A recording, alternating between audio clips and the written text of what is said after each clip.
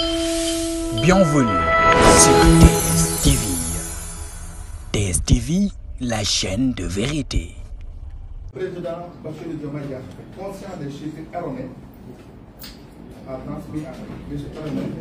à nos partenaires comme le précédent régime, a décidé en toute responsabilité de ne pas présenter le dossier du FMI au Conseil, le dossier du Sénégal au Conseil de FMI. Certains qui disaient que nous, on n'a pas voulu y aller parce qu'on a posé. Non, ces chiffres-là ne reflètent pas la situation économique réelle du pays. C'est ainsi que le mouvement des cadres salue la clairvoyance et la volonté ferme du président de la République et l'ensemble de son gouvernement à poursuivre la collaboration avec les partenaires financiers, ça c'est important, sur des bases saines et transparentes. Voilà la première situation par rapport à la République. Maintenant, par rapport au déficit budgétaire. Quand vous lisez la loi des finances de 2024, ils nous ont présenté un budget de 7,003 milliards. Vous dites que le budget du Sénégal est 7,003 milliards, ce qui est archi faux. Maintenant, pour le rappeler, pourquoi c'est faux, je rappelle que nous sommes dans un cadre communautaire. Il y avait une directive numéro 6-2009 du Conseil de ministres de l'UEMOA du 29 juin 2019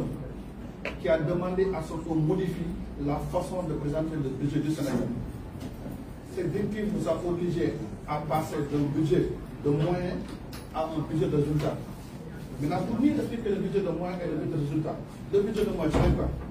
Les ministères, l'argent était distribué en fonction des élections. Puisqu'on est passé de cette directive, en France, parce qu'on dit maintenant, l'argent qu'on donne aux ministres, on va le donner en fonction des programmes. Si vous regardez la loi des finances, les ministères, la répartition se fait par programme. Parce que tout simplement, cette directive de l'UEMOA veut qu'on aille vers la gestion axée sur le résultat qu'on appelle GAR. La gestion axée sur le résultat. Parce que dans chaque ministère, on va donner un budget avec un programme annuel de performance avec des indicateurs clairs. Il n'est plus question de donner des budgets pour que les gens le consomment sans résultat. Or, avec des budgets sur les résultats, c'est ça l'objet. Maintenant, le budget c'est quoi? En dépense, 5 755 milliards en dépense. Et malheureusement, en recette, on avait 4 915 milliards. Donc, on doit dépenser 5 755 milliards. En recette, on a 4 915 milliards. Et quand on fait la différence, on a un déficit de 840 milliards. Maintenant, l'autre changement que souvent le Sénégalais ne savent pas, puisqu'on apparaît dans un budget à résultat, c'est ce qui ont fait la compta publique. De tout temps, on fait des produits moyens chargés. Du coup, avec le changement sur le budget, l'amortissement du capital n'est plus comptable dans le budget. L'intérêt est comptable dans le budget, mais l'amortissement du capital n'est pas comptable. Pour rappel, le service de la dette, c'est l'intérêt et l'amortissement du capital. Dans la présentation acte du budget, l'amortissement du capital n'est pas comptabilisé. Il faut le chercher. C'est ça qu'on appelle un besoin de financement. Maintenant, quand on prend nos dépenses, les 5 755 milliards qu'on a dépensés, plus les 1282 milliards, faites la somme, 5 755 milliards, plus 1240 milliards, c'est ce qui donne les 7 003 milliards. Cette somme n'a jamais représenté notre chiffre. C'est les dépenses de 5 700 plus un emprunt. C'est comme si on fait la somme de chaises et de moutons. La somme de chaises et de moutons ne donne absolument rien du tout. On doit dépenser tant, on doit emprunter. Et on continue toujours. J'ai parlé de l'objectif de 840 milliards. Et l'amortissement de la dette est égal à 1248 milliards. Donc nous, lorsque nous sommes arrivés au pouvoir, parce qu'une loi des finances autorise, c'est la loi des finances qui nous a autorisé, vous devez chercher 2088 milliards. Les 848 milliards de déficit, plus l'amortissement de la dette, c'était 1248 milliards. Mais on était obligé, parce que les cas sont une continuité, on était obligé d'aller chercher les 2088 milliards correspondant qu'on appelle aux besoins de financement. Et sur les 2088 milliards, 1826 milliards représentent le service de la dette. C'est-à-dire, intérêt, 578 milliards, l'amortissement est 1248 milliards. Mais les gens qui nous disent que vous avez emprunté, mais l'État c'est une continuité. L'État a ses réalités. On a hérité d'un pouvoir, la LFI nous autorise à emprunter 2088 milliards. C'est la raison pour laquelle on était obligé de les chercher parce qu'on a trouvé sur place. Donc, c'est un champ fort du nouveau gouvernement qui a décidé de travailler dans la transparence. Effectivement, actuellement, la dette est autour de 83,7%. Et nous allons travailler pour la ramener à 70% dans un premier temps, ensuite 65%. Maintenant, pour cela, qu'est-ce que l'État va faire? C'est un État qui a créé une situation désastreuse. Nous allons mettre en place ce qu'on appelle la stratégie de gestion de la dette à moyen terme. La stratégie de gestion de la dette à moyen terme. On prend cette dette qui est là, de 16 400 milliards. On va voir comment on le gère dans un peu. Il faut savoir gérer la dette. Ce que les Sénégalais savent, c'est ne savent pas. La dette de 16 400 milliards est à 17 000 milliards. Si toutefois, une partie de la dette est libellée en dollars, on sait tous que la parité entre le dollar et le franc CFA, demain le dollar augmente de 10 à 15%. Et quand la banque de la augmente, votre dette augmente. De sorte que nous, on a décidé de mettre la charge de gestion de la dette. La première solution, c'est quoi? Lorsque nous avons analysé nos dettes, on a constaté qu'il y a une dette interne et une dette extérieure. La dette extérieure représente 71%. La dette intérieure représente 29%. La première stratégie que le gouvernement va faire, c'est au moins essayer d'amener 50%, 50%. Il faut baisser la dette extérieure de 29% pour qu'on ait cet équilibre. Dans ce cas, on va miser sur le marché financier local. On a le marché des titres publics. Dans ce marché, l'État va émettre des bons et des obligations du trésor. Parce qu'on ne peut pas, dans un premier temps, on ne va pas emprunter, mais on diminue jusqu'à ce que ça soit 50%. Donc on a le marché régional domestique. Nous, on sait comment ça se passe. On a des bons, on a des obligations de trésor, sans oublier les emprunts domestiques. Première solution. Maintenant, la deuxième solution, quand on a pris la dette globale du Sénégal, la dette était composée de dette concessionnelle, de dette semi-concessionnelle, des eurobonds, les bons obligations du trésor et dette commerciale. Maintenant, juste pour revenir là, la dette concessionnelle, c'est la dette qu'on a au niveau dette bilatérale. Une dette est concessionnelle lorsque le taux est inférieur au taux du marché, lorsqu'on donne des différents. Là où les banques prêtent à 15%, on te prête à 1,2%. Là où tu payes chaque mois, on te donne un différé de 6 mois. Donc voilà la composition de la dette de manière globale. Maintenant, la solution qu'on va utiliser, c'est recourir de moins en moins à des dettes non concessionnelles. Recourir de moins en moins à des dettes non concessionnelles. Et on va les financer là où le taux de rentabilité interne est supérieur au taux d'intérêt. Souvent, les gens veulent dire que la finance est compliquée. Ce n'est pas compliqué. Quand on emprunte de l'argent à la banque, cette somme d'argent empruntée à un coût. J'ai emprunté 100 000 francs à la banque avec un taux de 10%. Vous allez rembourser à la banque 110 000. Mais ces 100 000, je peux l'investir quelque part où le taux de rentabilité peut être 20%. Donc je gagne 120 000 francs. Je rembourse 110 000, je gagne 10 000. C'est pourquoi je dis encore une fois, on va encore de sorte maintenant, l'investissement va permettre que le taux de rentabilité interne soit supérieur au taux. Donc voilà la deuxième solution pour nous comprendre. Maintenant, une troisième analyse permet de constater 70% de notre dette est libellée en devises étrangères, en euros, en dollars. Maintenant, les 24% c'est en dollars. On a ainsi une forte exposition au risque. Aussi, quand on fait un emprunt, il y a un risque de taux. Un risque de taux de change, la valeur de la monnaie qui augmente, et un risque de taux d'intérêt. Mais par rapport au taux de change, pourquoi le dollar? Parce que la perte entre le franc CFA et le dollar, à chaque fois, ça peut augmenter, ça peut diminuer. Dès l'instant que la perte augmente, ça augmente notre dette. On se dit maintenant, avec cette dette libérée étrangère, on va faire de moins en moins en dollars, aller de plus en plus vers l'euro, parce qu'on sait que la parité est fixe entre le franc CFA, et l'euro. Donc voilà donc les trois situations. Maintenant, par rapport au déficit, les solutions qu'on trouve par rapport au déficit public, la mise en œuvre d'une stratégie de mobilisation des recettes à moyen terme contribue à améliorer la mobilisation des ressources internes. Actuellement, ce qu'on appelle le taux de pression fiscale, là où c'est des taux, on prend les recettes fiscales sur le PIB, ça fait 19,4%. il n'y a pas assez de taux. Donc on va mobiliser davantage les ressources internes. Mais le plus important par rapport à la mobilisation des ressources, la semaine prochaine, l'État va présenter la stratégie de transformation systémique du Sénégal. C'est la stratégie du Sénégal. Le Sénégal a certes avoir un développement endogène, orienté vers une économie compétitive avec l'implication du secteur privé national. Pour l'instant, je ne peux pas donner les chiffres. Il y a des gens qui ont commencé à donner les chiffres, 18 milliards, dont une partie sera mobilisée sur le plan. Donc voilà sur des solutions auxquelles le gouvernement a proposé. On trouve des problèmes, on l'a fait. Mais on a demandé au Sénégal de voter pour nous. Les problèmes, on l'a fait sur place, mais il fallait le montrer au peuple. Et nous, on va apporter des solutions. C'est pour laquelle le duo Bassirou fait Ousmane Sonko n'a pas seulement un défi politique à relever, mais également une responsabilité historique.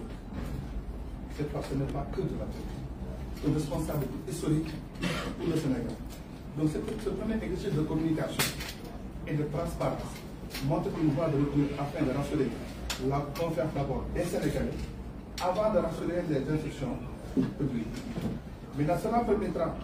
de rassurer les partenaires techniques et financiers, protéger l'économie sénégalaise,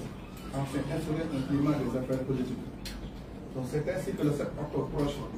le président de la République et son gouvernement vont présenter le nouveau référentiel des politiques économiques et sociales 2025-50. Les gens disaient qu'on n'avait pas de projet. En fait,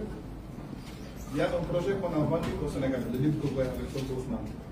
Mais ils ne savent pas qu'avec le budget programme, les visions du projet seront transformées en politiques publiques. Les politiques publiques seront transformées en programme budgétisé et ça, budget sera à son crédit. C'est ce qui vient d'être fait. Mais le projet a tous initié. Mais là, c'est la présentation qui est je rappelle. Les visions du projet seront divisées en politiques publiques. Les politiques publiques seront divisées en programmes budgétisés et chaque programme aura son crédit. Et c'est ce que le gouvernement va présenter le lundi prochain. C'est ce qui pense qu'on n'avait pas de projet. Vous n'avez pas compris que le monde a évolué un tout petit peu. Il y avait d'abord 2020 et 2050, puis ça l'a décliné en master plan 2024-2025 et un plan quinquennal 2025-2000, un plan quinquennal 2025-2026. En tout cas, le premier document, la phase de l'enfant développement qui couvre la période 2025 et 2029, qui fait partie de la vision 2050 du projet. Nous, le projet, on a un projet au moins jusqu'à 2050. Et là, avec la présentation, on va revenir encore sur les détails. Je peux vous rassurer, après la vote du gouvernement, le bon COP va encore nous sortir, non pas pour le maintenant, vous revenir sur les détails, les éléments du projet. Donc voilà ce que j'avais à dire en version française. Je laisse à mon ami chef en version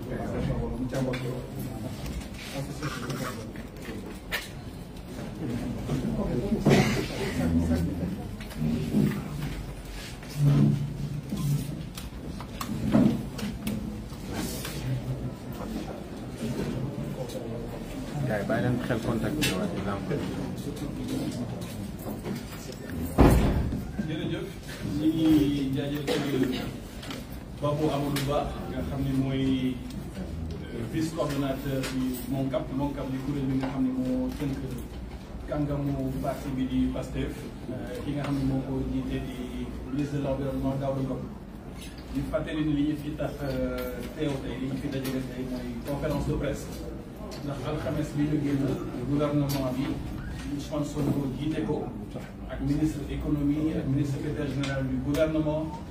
ak ministre de l'enseignement supérieur dañu jàkkaarloo woon ak askan wi ak ministre bi nga xam ne moom lañ dénk yoon ngir waxtaan ak sénégalais yi ci fi nga xam ne foofu la ñu toll ci wàllu finance publique muy gàffaga réew mi ba boobu ñu koy fàttali sant ci kàllaama nasaraan liggéey boobu dafa nekk liggéey boo xam ne lu war la ndax dañu bokk ci organisation boo xam ne ñu ngi koy tuddee UEMOA tuddee na ko juróom-ñetti réew bokk si di Bénin di Burkina Faso di Côte d'Ivoire di Guinée-Bissau di Sénégal di Mali di Niger ak Togo kuréel yooyu nag boo ci bokkee dafa am ay règles yoo xam ne réew boo xam ne daf ci bokk rek da nga ko war a doxal bokk na ci règle yooyu ñun ñu indi ko suñu réew ci code de transparence sur la gestion des finances publiques dañ ne nguur bu bees bu ñëw ci ñetti weer yi nga xam ni moo tegu ñu ci tabb bi ñu la tabb da nga war a jàkkaarloog Sénégalais yi fësal li nga xam ni foofu la réew mi toll ci wàllum koppar ci wàllum dafa réew bi ñaata moo nekk ci kees yi boo ko defee ba pare ñetti weer ci tegu ci ñetti weer yu njëkk yooyu Cour des comptes nga xam ni liggéeyam mooy saytu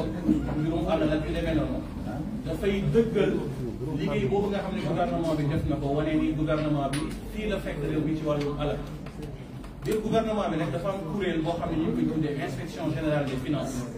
bokk ci ministère des finances moom moo def liggéey boobu nag bi mu ko defee balaa Cour des comptes sax di ko certifié parce que dañuy fàttali ne inspection générale des finances bi nga xam ne ci ministère des finances la bokk dafa bokk ci bànqaas bi nga xam ne mooy l'exécutif ndax réew boo jël ñetti bànqaas lay am lu mu néew exécutif mooy li nga xam ni président de la république daf ko jiite ak gouvernement am législatif nekk loo xam ni assemblée nationale la léeg-léeg mu am yeneen bànqaas yoo xam ne bokk nañ ci lu ci mel ni Sénat lu ci mel ni yeneen kuréel yoo xam ne ci yeneen réew yi mën na am ak justice Cour des comptes nag loolu muy certifié loolu wàllum justice la parce que Cour des comptes justice la bokk inspection générale des finances bokk exécutif donc ministre des finances yilif ko ministre des finances boobu premier ministre yilif ko li tax mooy wax loolu mooy dafa am ñu ne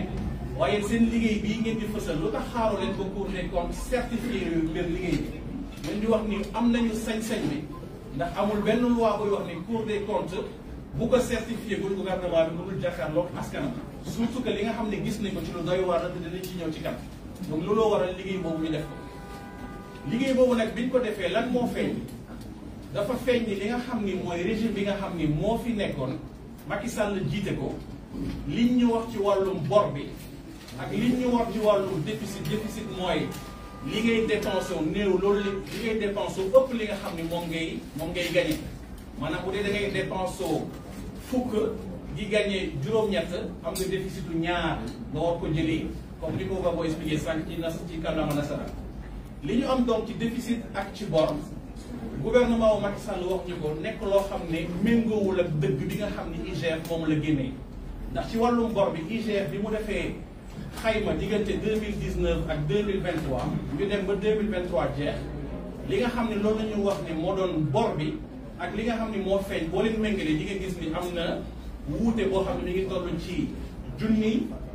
ak juróom-ñetti téeméer ak juróom-ñeent fukk ak ñaar muy 1892 milliards muy 1892 milliards yoo xam ne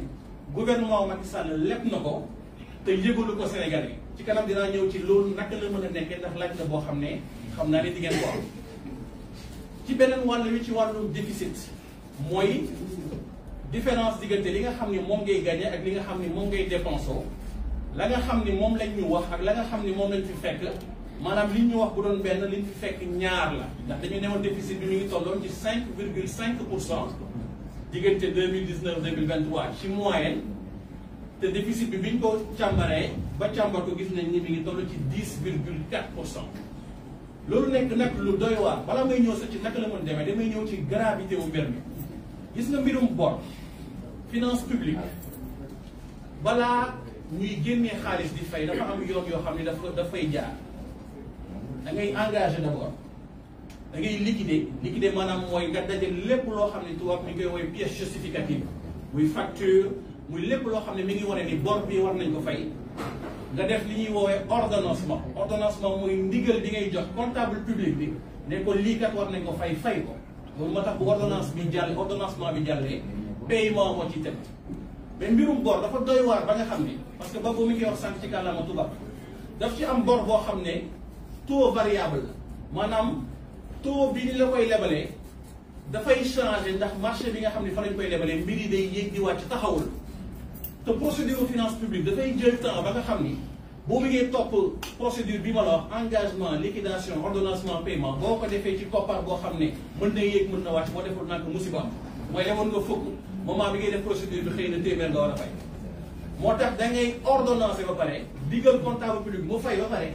après nga doog a régulariser dem wuti ji pièce justificative yi nga xam ni moo ko waral noonu la ñuy toppatoo mbirum bor kon mu nekk lu doy waar parce que Sénégal bis bu demee ba situation boo xam ne mënul fay borom bu doon kër la dañ naan kër gi dañuy génnee ñu ci nekk ñëpp jaay ko kon bu gouvernement bi fi nekkee fi nekkoon laa bëgg wax fene parce que loolu mooy baat bi ngeen jégal ma ci kàddu bi wax li nga xam ne ginnaaw dëgg la moom mooy fen rek bu waxee askan wi loo xam ni amul loolu dafay nekk lu doy waar loo xam ni dafay laaj gouvernement bi génn naka nag loolu naka la mën a nekkee ndax nekk ci réew boo xam ne lu toll ci junni juróom-ñetti téeméer ak juróom-ñeent fukk ak ñaar ci milliards leb nañ ko bitim réew te yëgaluñ ko Sénégalais yi naka la mën a nekkee loolu lu yomb la parce que booy leb alal boo xam ne bitim réew lay jógee ministère économie ak finance am na ay jamono benn ministère la doon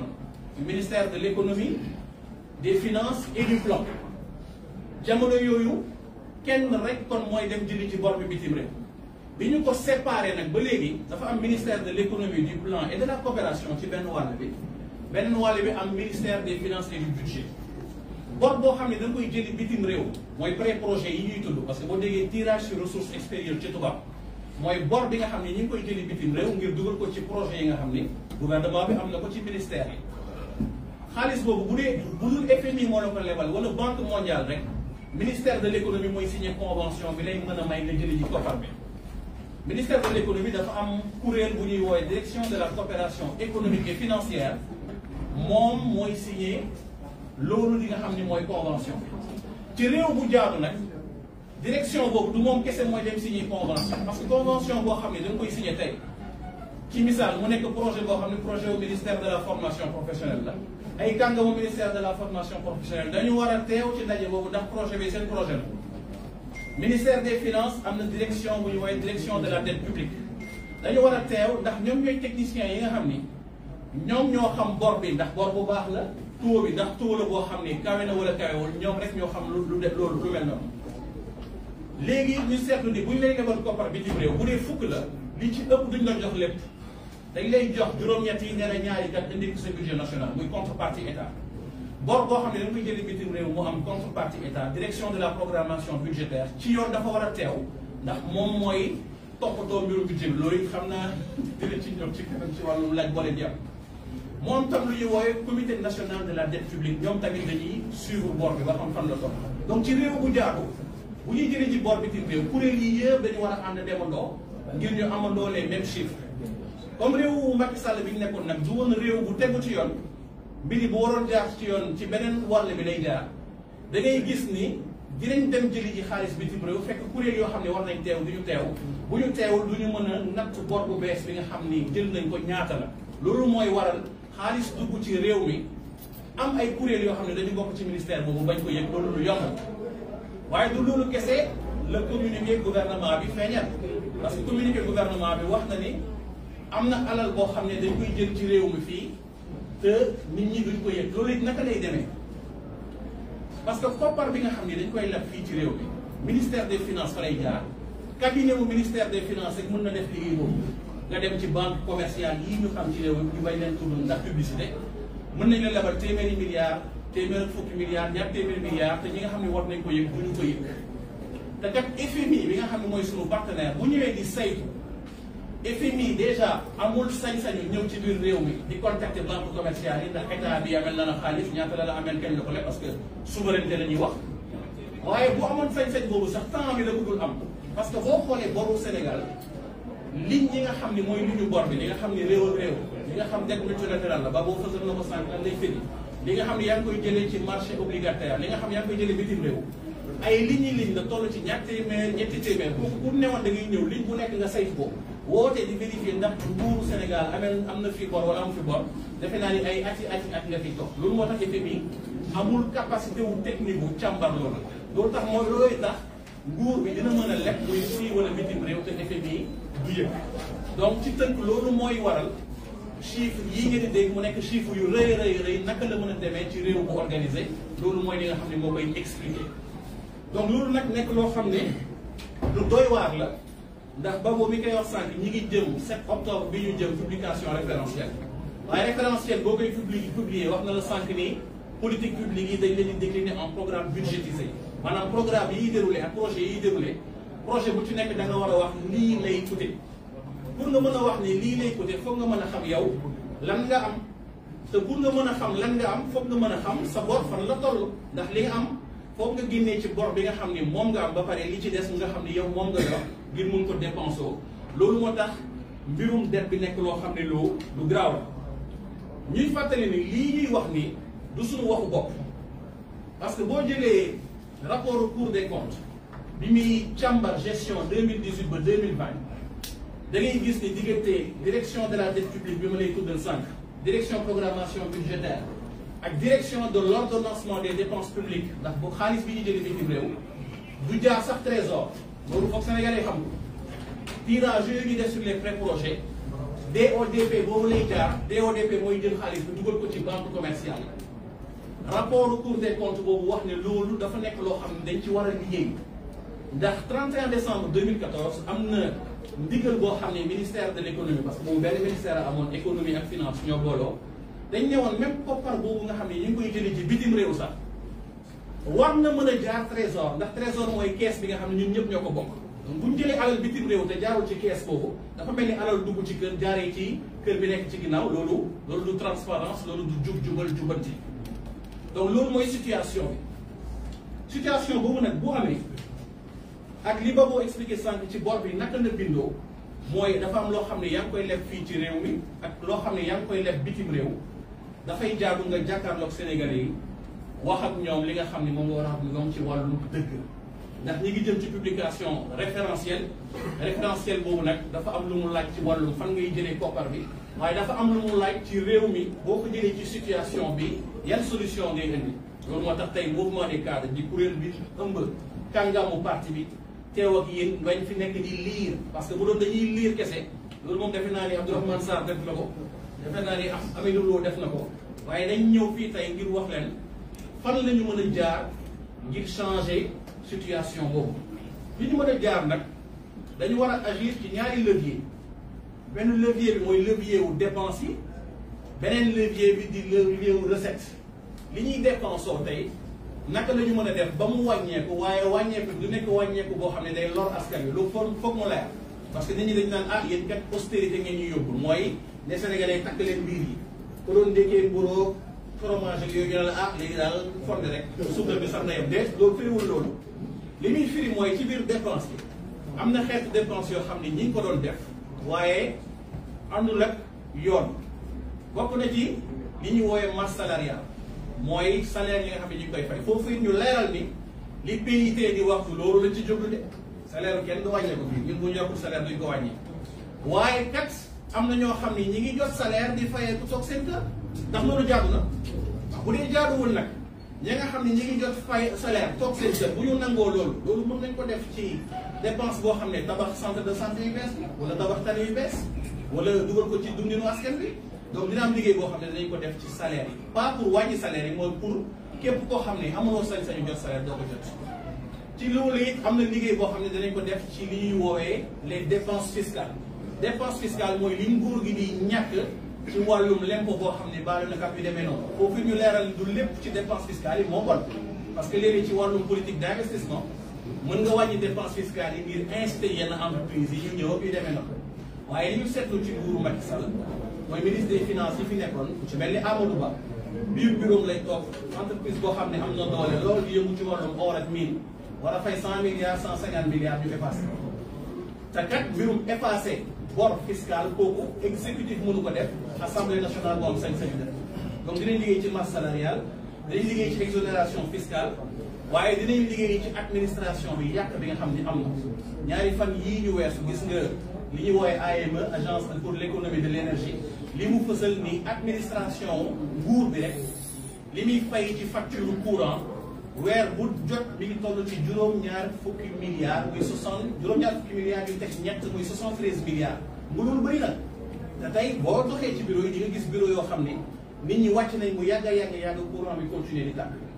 boo doxee ci bureau yi di nga gis bureau bu ci nekk am imprimante te tey ak fi àdduna toll mën nga am imprimante bu mag boo xam ne dañ koy def en réseau ñu bokk ko yeneen imprimante yi nga xam ne doon nañ ko jënd duñ ko jënd wala nga dugg ci bureau yoo xam ne ñëpp a yor télé xëy na directeur général bu mel ni Babo moom war na mën a am télé ngir xam li xew ci réew mi waaye ndax ñëpp dañu war a yor télé donc liggéey boobu yëpp buñ ko defee dinañu am possibilité dépense ñu mën ko maîtriser waaye ci beneen wàllu recette yi dañ ci war a liggéey mooy tey ñi war a fay l'impôt bu fekkee fukk ñoo war a fay l'impôt juróom kese di fay naka la ñuy def ba jógee ci juróom dem ci juróom-ñett. économie bi tey pôle économique régionaux yooyu ñi nga xam ne ñu ngi koy wax mooy diggante centre beeg bët gànnaar bët soow bu ñu defee ay zone industrielle ba nga xam ni lii réew mi di génnee ci meññeente bu ñu ko mënee transformer industrialiser ko koom-koom boobu di dox it dina indi xaalis boo xam ne dina duggaat ci wàllum lempo ba nga xam ne recette yi dina yaatu bu recette yi yaatoo dépenses yi ñu wàññi ko déficit budgétaire bii ñu doon tudd ak bor bi dina am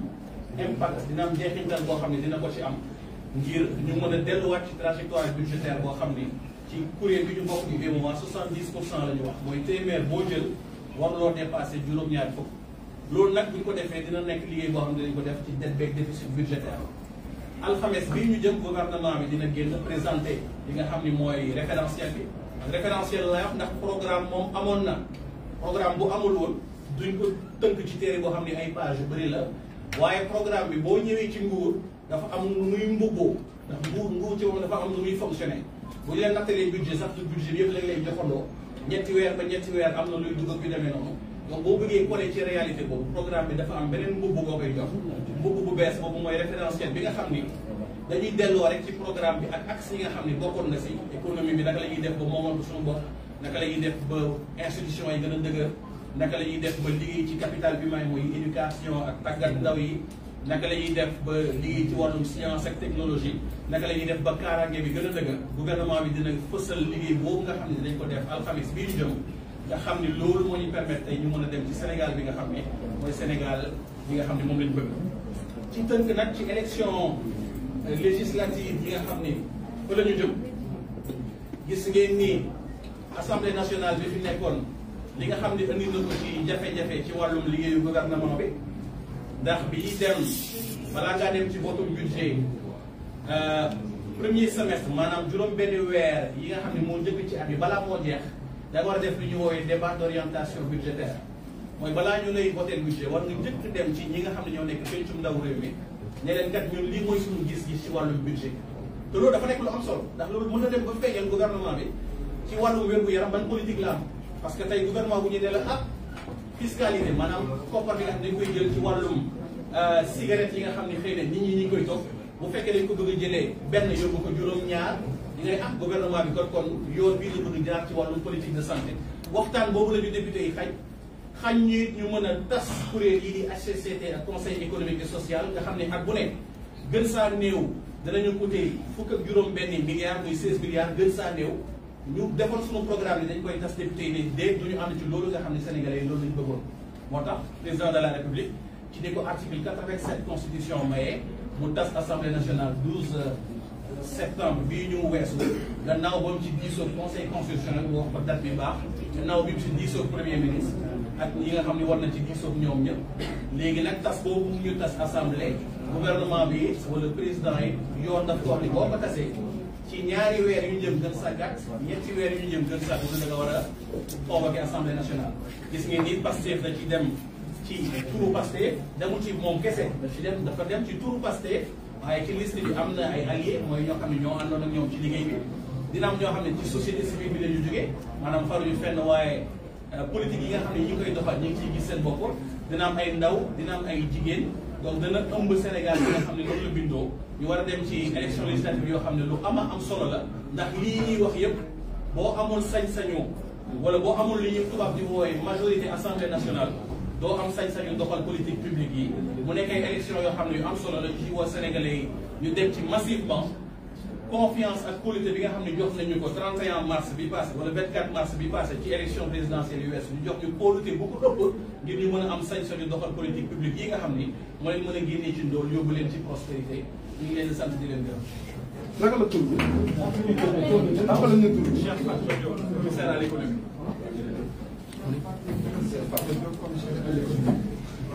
waaw. donc comme ni ñu ko seetloo rek nous sommes ñu ne mouvement des cadres de Pastef. c'est vrai que le débat a été un peu technique mais loolu la ñuy xaar si des cadres ñun duñu xool Sénégal ñu ko ñu débat sur des personnes. bon effectivement le sujet moo technique parce qu'on parle de dette on parle de déficit on parle de finances publiques man essayé naa ko def en français facile chaque fois ma ñëw wolofal ko ba mu gën a wolof ñun loolu lañ amee Sénégal wax leen dëgg wax leen un débat technique bàyyi débat sur des personnes une xaar sur le mouvement des cadres parce que pour une femme de débat sur les personnes loolu ñu mos a gis moo tax loolu ma ko ñu waree fi tey expliquer la situation avec plus de détails parce que c'est un sujet technique mais bu ñu koy def de plus en plus di ko wolofal nii di expliquer Sénégalais les Sénégalais vont en fait comprendre.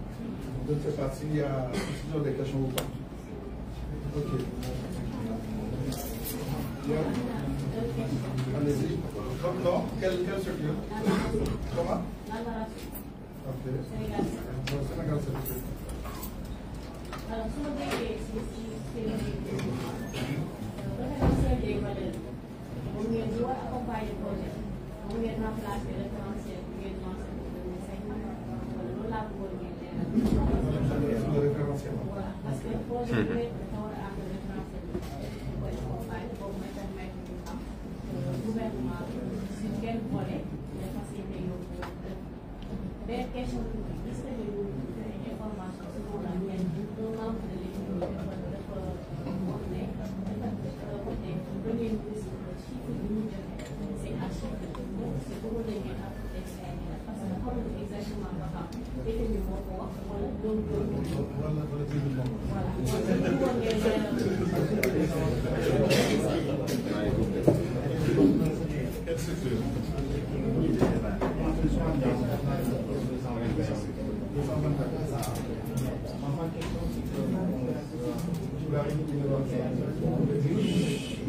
gouvernement Fabou Bakay a un problème askan bi ci seen bopp ci le développement kenn dafa force bi xëy dafa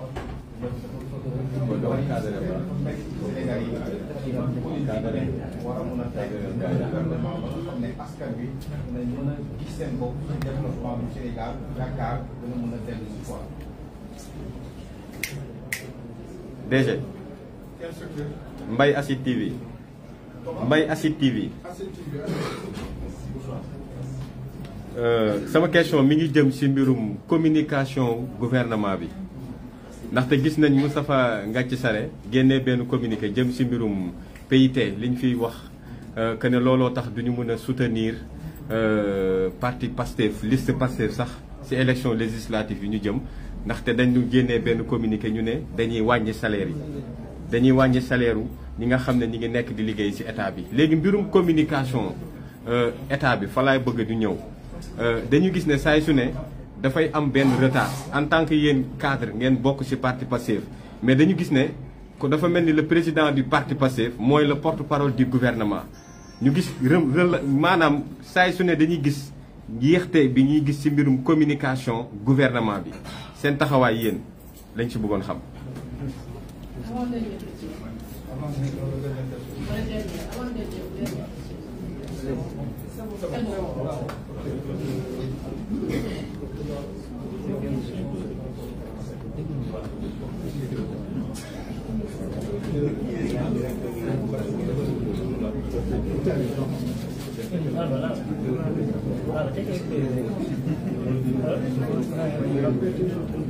Ok, léegi dañuy bàyyi Bassirou Kébé comme question acte 221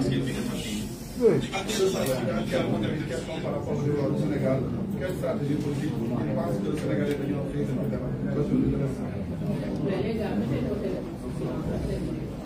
waaw asalaamaaleykum maa ngi nuyu.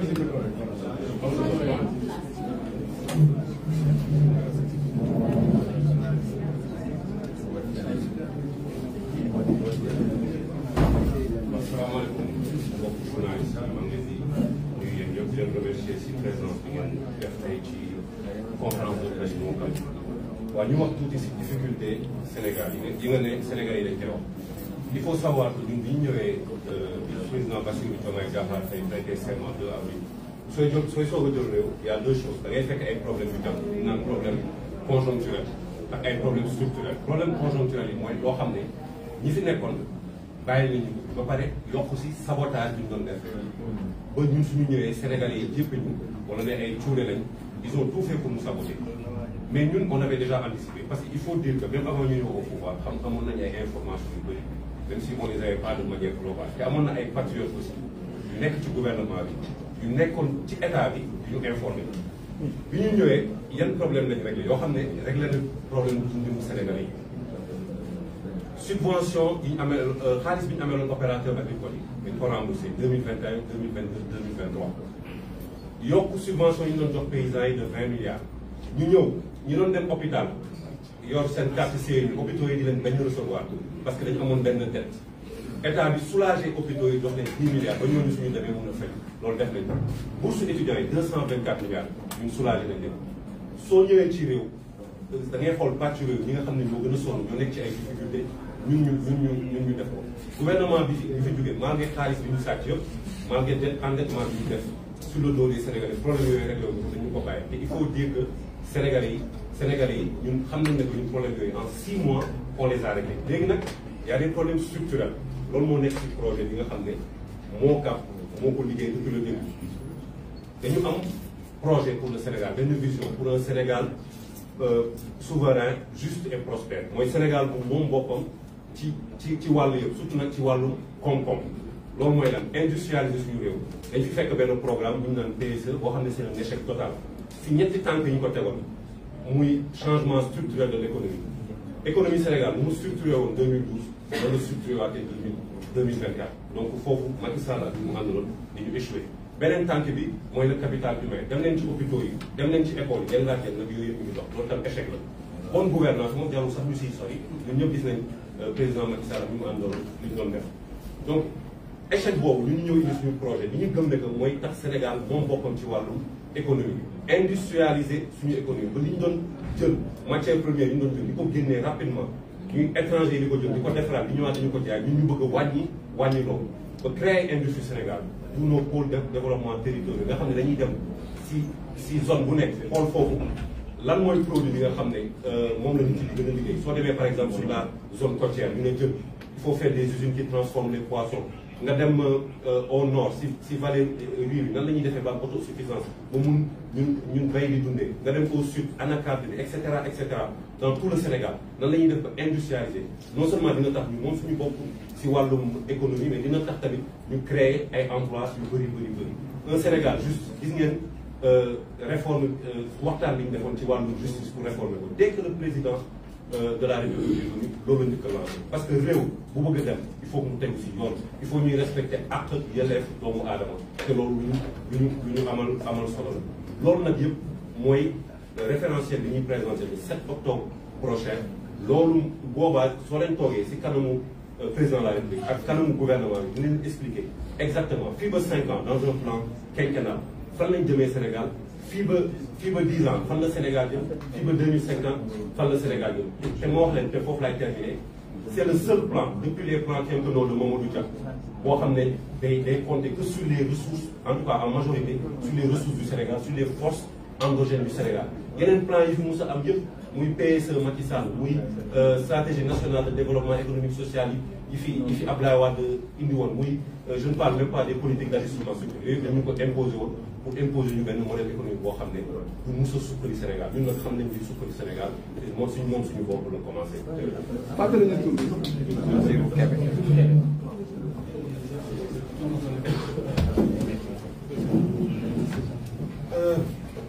Pour répondre à la première question par rapport au référentiel, dafay rebondir sur biir Bassirou Kébé wax léegi gis nga ñun bi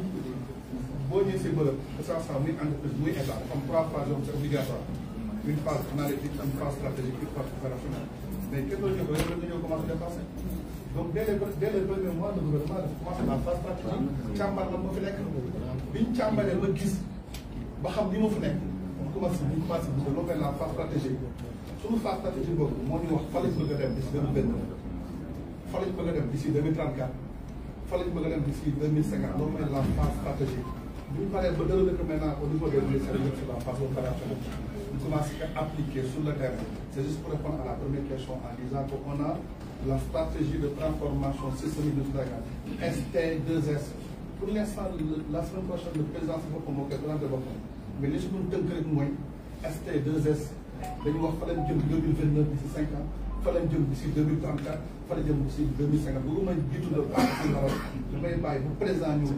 dinañ ko wax ñun aussi moom kat dinañ jël secteur par secteur parce que moo ko defee rappelé c'est 27 commissaires scientifiques lu leen xalaat am na kii moo nekk bonne gouvernance kii moo nekk habitat kii moo nekk commissaire économique kii moo nekk tout ce qui est technologie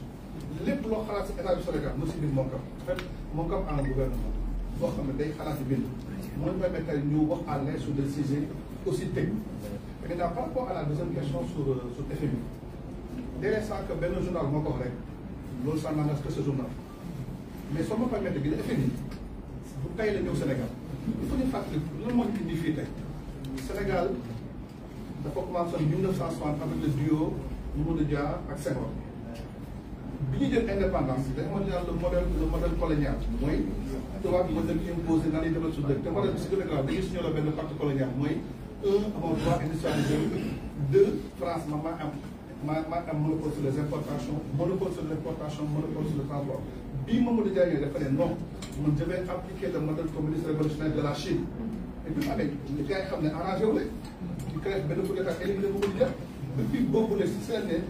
le Sénégal est passé de la planification à l'assistance Mamadou Dia avec une bonne vision avait planifié mais bi ñu ko éliminé Sénégal est passé à l'assistance ba la crise de la dette dans les années 70 ba 1980 parce que lu ñu koy rappelé les politiques d'ajustement structurel xam nga lu may dommage politique d'ajustement structurel tu perds deux choses tu fais le volet social tu perds l'autonomie bu la FMI imposé rek dana naan ay éliminer ay jàng éliminer éducation ensuite amatoo autonomie ñu essayé que ba 93 marché wu xam naa mag yi xam ne le plan Sakho le plan de Jean Sakho bi ñu wàññee les salaires des fonctionnaires de 15%. loolu marché bi dem ba 93 ñu affaire de Lambaye ñaar na dañuy inscrire Sénégal dans les PPTI pays pauvres très endettés dans les PPT ñu dem 2005 ñu def initiative pour l'allègement de la dette du FMI bi Abdoulaye ñëwee mu xam ne Lambaye ñëw na si leen commencé document stratégique de réduction de la pauvreté il faut nous rappeler au lieu état bi di travailler pour le développement Sénégal FMI moo ñu ne ah yow daal fexeel ba nga réduire sa pauvreté ce document dit ça document stratégique de réduction de la pauvreté Macky Sall ñëw stratégie nationale de développement lépp c'était dans la réduction de la pauvreté c'est-à-dire les gens qui nous ont précédés ils n'ont jamais travaillé sur le développement ñun dañ ñëw indi les stratégies nationales de développement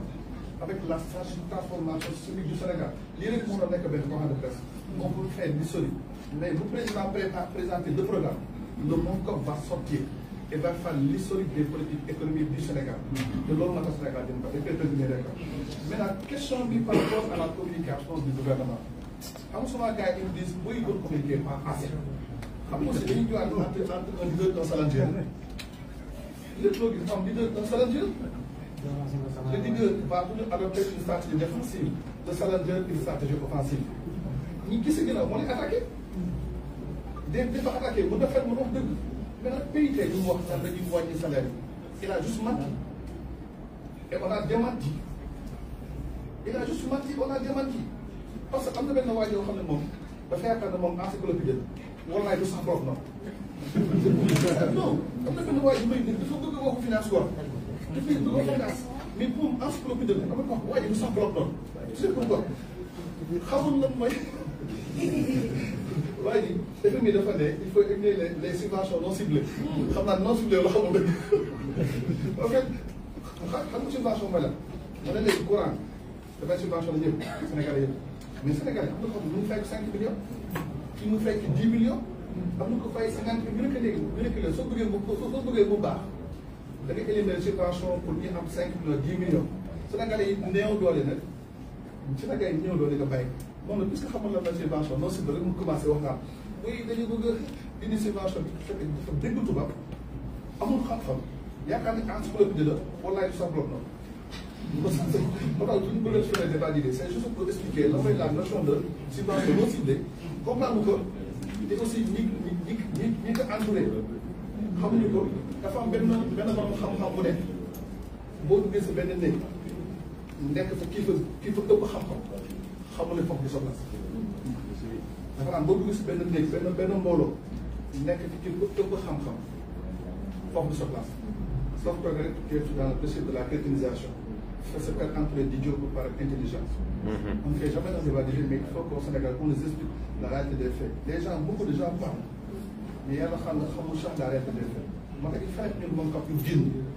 pas faire des débats sur des personnes, faire un débat technique, mon collègue, mais nous devons faire le maximum possible. Donc, moi, je donne les 4 questions. Je